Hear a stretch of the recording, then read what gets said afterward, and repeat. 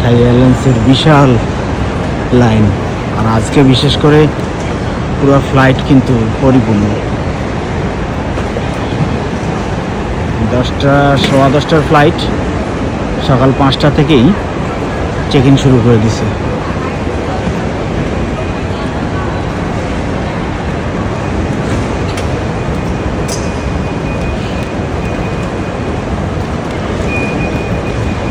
আমার যেহেতু ticket reschedule করা, তাই অনলাইন চেকিংয়ে কোনোভাবেই টিকিটটা পাইলাম না।